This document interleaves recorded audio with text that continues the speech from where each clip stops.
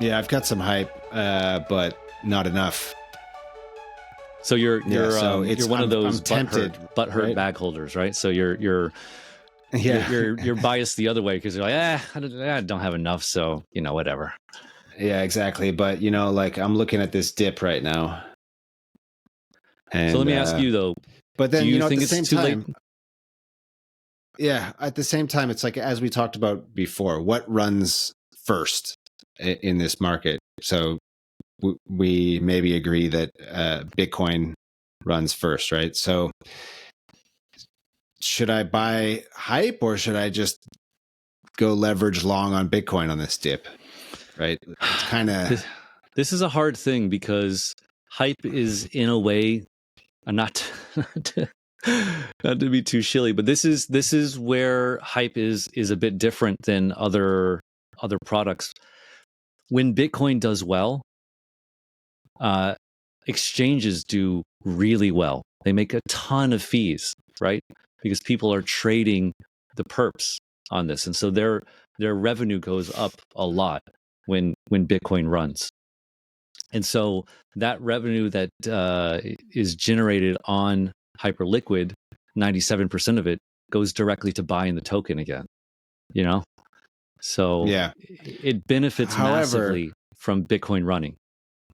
However, everybody who is holding the token is up so massively that how could they not sell?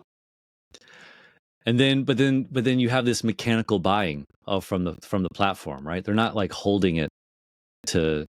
So again, you're right, but then also it's kind of like an ETF, right? Like these ETFs, there's a mechanical buying.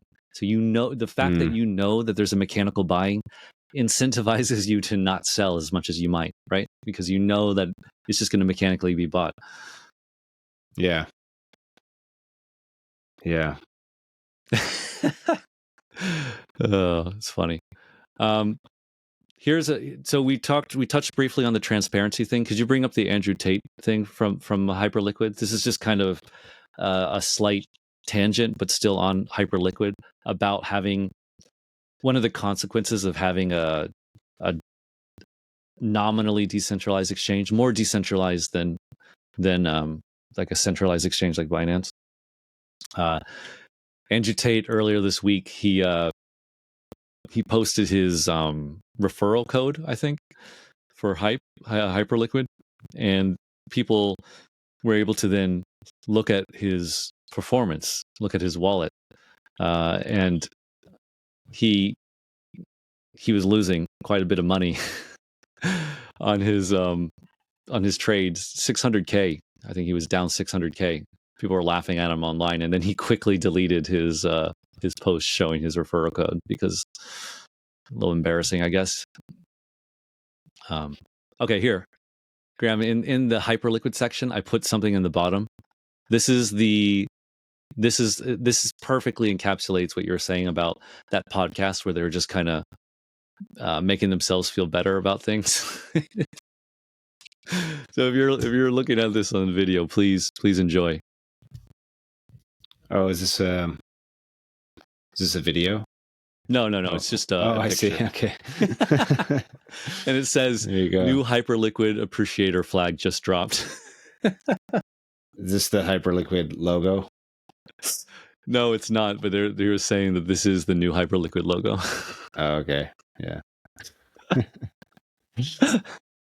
Yeah.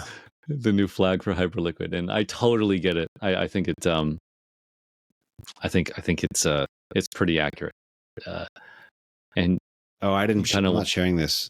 No, you're not. You're not. I think this kind of thing is good for people who like Hyperliquid to appreciate and laugh at, because you have to, right? Like, you got to maintain some perspective. That's hilarious. That's just absolutely hilarious. I find it great. I love it. Okay. Yeah, I don't really get it. What I mean, obviously, okay, we're talking about a circle jerk, but what does that have to do with the logo? It doesn't. It's just saying this is it's just making a joke. It's saying, oh, this is the appreciator new flag. Okay. for Hyperliquid, right? This is their new iconography because Okay.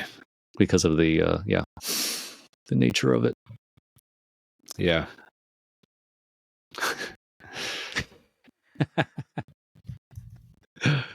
Yeah. Do we have time to talk about Bitcoin maximalism, or do you have something else juicy you would like to talk about? Yeah. Well, I just fees revenue. It seems like this whole idea that that crypto projects that actually generate revenue are like, call me crazy, but investable.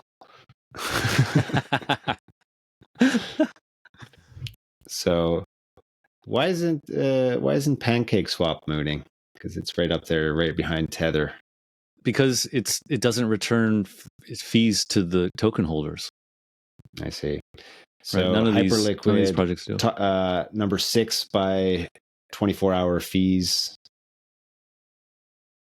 but it actually does return 97%. Yeah. Yeah. Okay. So what you want to find is coins that actually, one, generate a lot of fees, and two, return those in some way to the token. Yeah. The problem with it is, though, Graham, is you're not going to really see that with a lot of these projects because of the how they were structured to begin with, the backing, right? The backers are not going to want that. They're going to want the fees for themselves. So Hyperliquid is kind of a unicorn here.